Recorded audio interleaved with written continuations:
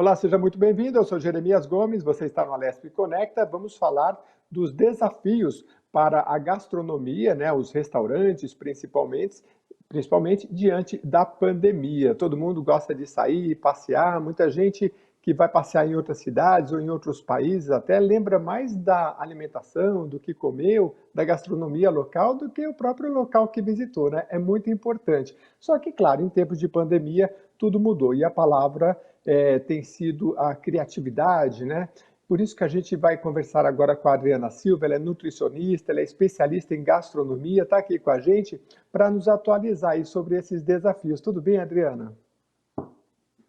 Tudo bem, obrigado pelo convite. É um grande desafio mesmo que estamos passando, né? Mas vamos nos reinventar. Eu acho que é um momento também para a gente reformular muitas questões na parte da gestão de restaurantes. Pois é, né? É um período muito difícil, mas em tudo a gente acaba aprendendo. Eu sei, eu tenho conversado com empreendedores, o pessoal fala, não aguento mais essa palavra reinventar, né? Mas é a palavra da vez mesmo, e assim, a gente vê exemplos de pessoas que estão se reinventando. No caso dos restaurantes, eu fui ler algumas coisas para a gente fazer essa entrevista, e eu vi que o pessoal está procurando se adaptar ao máximo, né? Por exemplo, na questão do delivery, enfim, né? Mas eu queria te encaminhar a primeira pergunta, que é exatamente essa. Qual é o maior desafio na pandemia para esses donos de bares e restaurantes, né? Como é que se reinventa diante desse caos? Surge oportunidades no sentido de você gerenciar toda aquela tua vivência, pensando na logística e no que a gente pode oferecer nesse momento, né? Então, tem muitos donos de restaurante que estão se comunicando, trocando experiência, trocando vivências, e com isso eles vão se fortalecendo também, porque a Associação Brasileira de Restaurantes nos informa que desde o início da pandemia, 42% dos donos de restaurante foram obrigados a fechar. E com essa demanda tão grandiosa diante de um momento tão difícil, a criatividade, reinventar realmente, apesar de ser uma palavra muito corriqueira hoje em dia, ela é necessária para a sobrevivência desses restaurantes. Então, restaurantes de porte grande que tiveram que se adaptar à logística em relação a funcionário, porque foi diminuído o tempo de trabalho, então eles tiveram como criar novos cardápios, oferecer através do universo do delivery, que veio sim para ficar, que veio para somar com tudo isso, né? Então, eu acho que existe também um ganho positivo diante de todo esse momento difícil que todo mundo está vivendo. Você falou em restaurantes grandes e pequenos, né? Tem muita diferença? Quem é que sofreu mais? Os grandes pelo processo operacional. Tudo envolve muito maior valor financeiro, né? Então, o pequeno é difícil sobreviver, mas o impacto ele não é tão grande quanto o pequeno.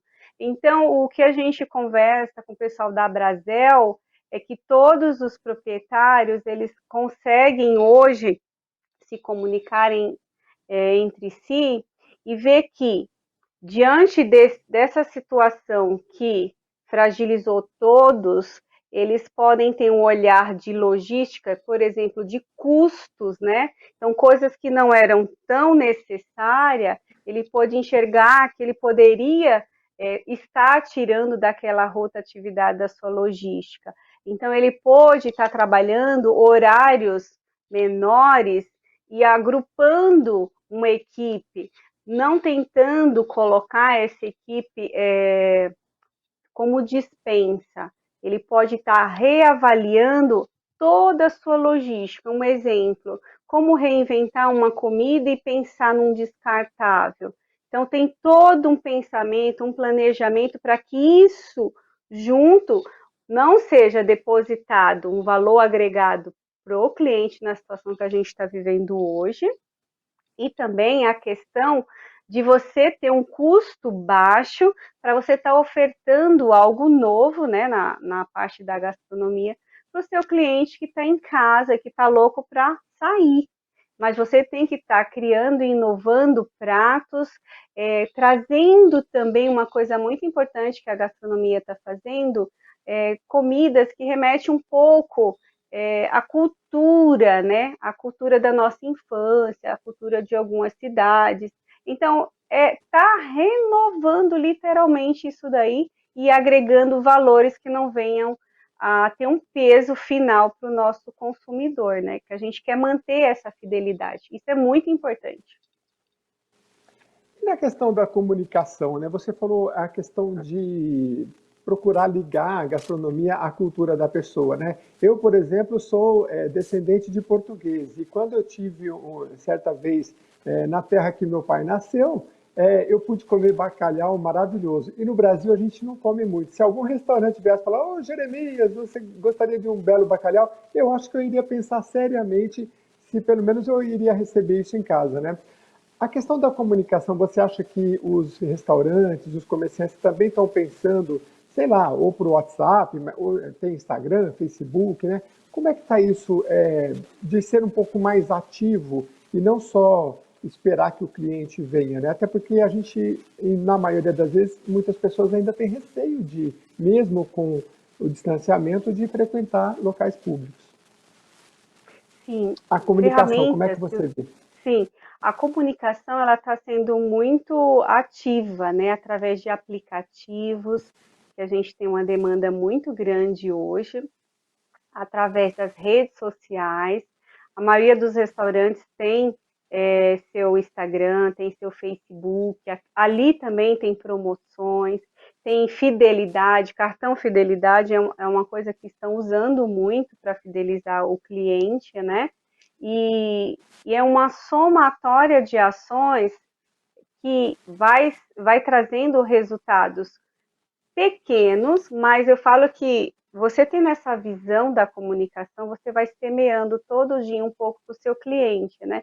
Que você está ali, que você está preocupado, que você quer que ele continue fiel ao teu produto, e isso vai passar e que logo está todo mundo junto, né? Tem alguns restaurantes Uhum. que estão levando algum trabalho de alimentação festivo. Isso também foi algo que acabou crescendo no delivery, né? Então, momentos especiais para confraternizar, se eu posso ofertar, por exemplo, faça seu aniversário em casa, através de um jantar, através de um coffee. Então, o restaurante também abriu esse leque, né, para estar ofertando. Você não pode sair, mas eu posso levar até a sua casa. Então, isso também é um leque muito positivo. É sensacional a questão da tecnologia, né? Porque hoje nossos dados estão por aí e não me surpreenderia que algum restaurante falasse, olha, Jeremias, dia 13 é o seu aniversário, que tal a gente te mandar aí alguma coisa, já que se você não for sair, para você poder comemorar, né? Eu acho que são caminhos que a gente tem que trilhar. E eu estava vendo, por exemplo, um grupo, amigos, né, que trabalham com gastronomia e de repente eles falaram, olha, vamos fazer cursos online, né? Então eles começaram a fazer pequenos Sim, cursos, postar e foi um sucesso, né? É um caminho para alguns. com certeza. Desde os chefes de cozinha, como muitas pessoas que cresceram fazendo o famoso pãozinho caseiro, né? Que a gente fala dos microempreendedores. Então, tem muitas plataformas que hoje nos permite a fazer cursos e com isso você também gera uma receita tanto para o seu restaurante como para você que é microempreendedor. Então, também essa tecnologia de aplicativos de curso veio sim para somar e eu acredito que veio para ficar, porque você tem a comodidade na sua casa, né? Então, você está seguro e você está adquirindo conhecimento. E quando a gente fala de um restaurante ofertar, através do seu chefe de cozinha, onde você gostaria de em algum momento ter esse prazer de ter a receita daquele chefe, eu acho que é um valor que agrega positivamente. a pessoa que tem uma facilidade para gravar e viver só de curso de gastronomia, mas também alguma interatividade no sentido de no WhatsApp você mandar uma receita, ou seja, um vídeo, né? Eu acho que toda essa interatividade vai fazendo com que aquele restaurante que está perto de você ganhe um espaço, né? Porque às vezes Com a gente não quer atravessar a cidade para ir presencialmente. E quando a gente vai fazer um pedido, muita gente prefere pedir de perto, porque é mais rápido, né? Então esse relacionamento eu acho bem interessante. Agora um capítulo à parte também, Adriana, que é a questão do delivery, né? Eu estava vendo aqui algumas embalagens, parte dos produtos de. Ah, sim. Além do delivery convencional, alguns restaurantes optaram por mandar os produtos para a pessoa montar em casa. Porque eles falavam assim, olha, tem produtos que, assim, por mais que a gente acondicione bem, né, é mais delicado. Então, uma gema ali que no balançar se mistura com outro produto. Então, eles mandam separados e a pessoa manda uma receitinha, um manualzinho, e a pessoa monta rapidamente em casa. É uma boa saída também, né? O que que você acha? Também. É super positivo. Eu acho que tudo que vem agregar para esse cliente que está em casa, que está ocioso, que está, que está um pouco sem a liberdade de estar indo no restaurante e ter a confiança, mesmo que todos os restaurantes hoje estão aptos a receber seus clientes de acordo com as normas da vigilância sanitária, com a cartilha da Abrazel, com treinamento, mas ainda existe a insegurança. Lógico que existe uma demanda que não tem essa preocupação, mas tem uma grande demanda de clientes que preferem ter tudo isso na sua casa, com confiabilidade, né? Uhum. É, a questão do delivery também tem a questão do, do produto em si. A gente gosta de comer tudo fresquinho, né? Quando o Sim, delivery ele acaba chegando, hambúrguer, por exemplo, né? Eu como praticamente, né? Mas quem gosta, come aquele na hora é lindo, né? Se você leva para casa, pronto, né? Chega em casa, a batatinha já murchou. Então, assim, em relação a é, que dica que a gente pode dar para os donos de restaurante para fazer o melhor acondicionamento possível, para que e também para aquele consumidor final, se tem algum tipo de alimento que ele pode pedir que no delivery é ou mais saudável ou que possa manter a melhor propriedade possível da alimentação.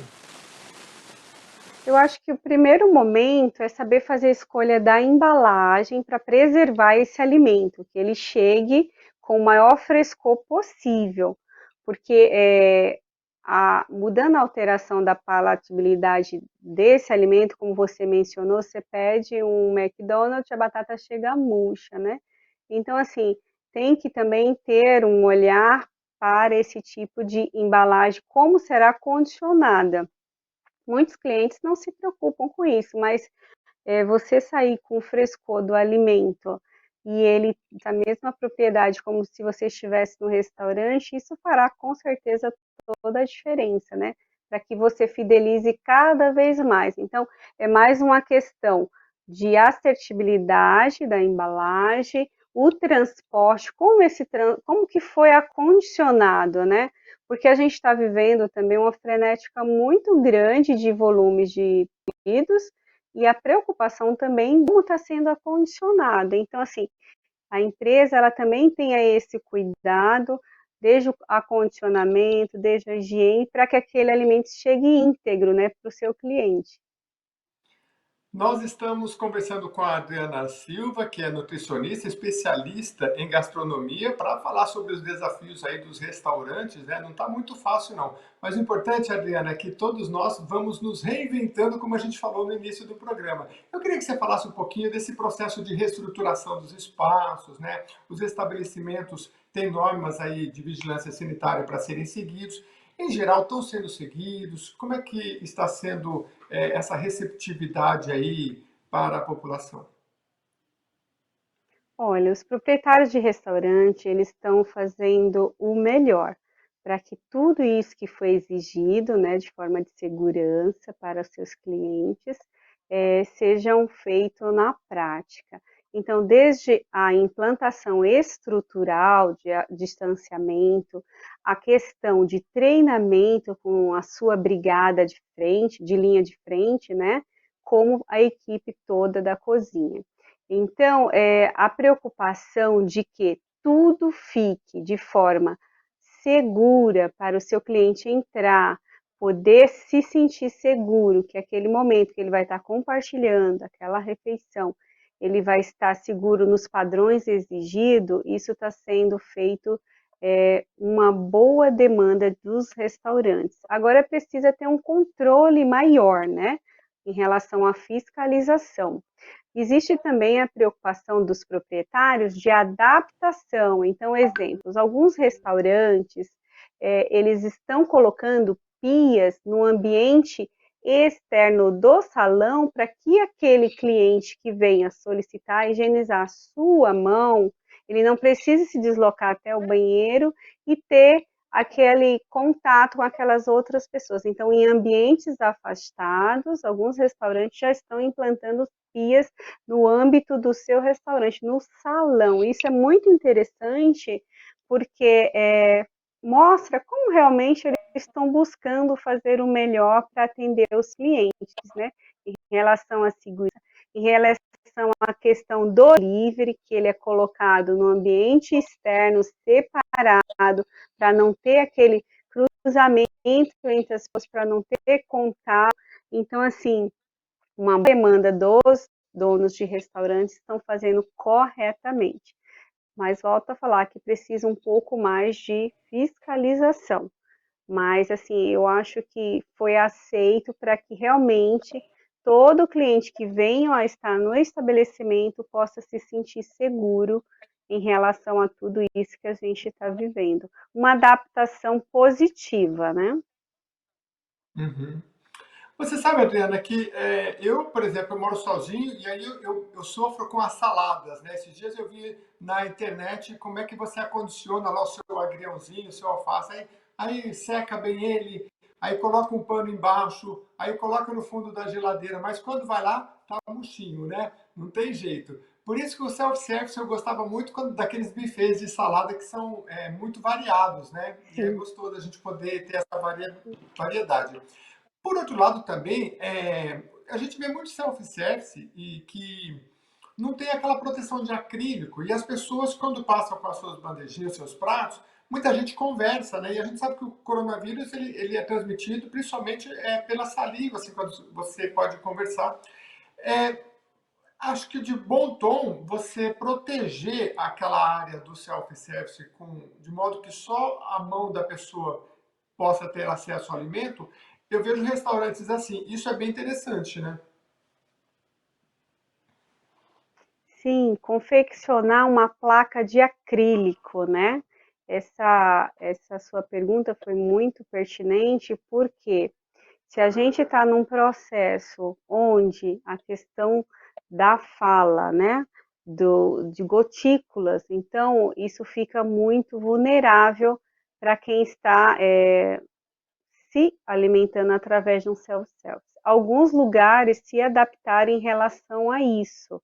Então, a melhor forma é plataformas laterais de acrílico, onde a pessoa só consiga realmente pôr a mão e que realmente aquele contato, na verdade, ele seja seguido os protocolos, né?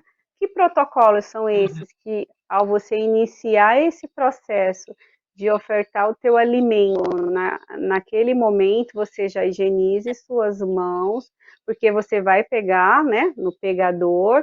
Então ali tem que também ter alguém com respaldo que tenha um controle de higiene em relação a isso e que tenha também trocas, né? Que seja sugerido trocas de higienização de pegadores, porque a gente não leva muito em consideração, mesmo que faça o processo de higienização, como é um self-service, existe uma rotatividade grande.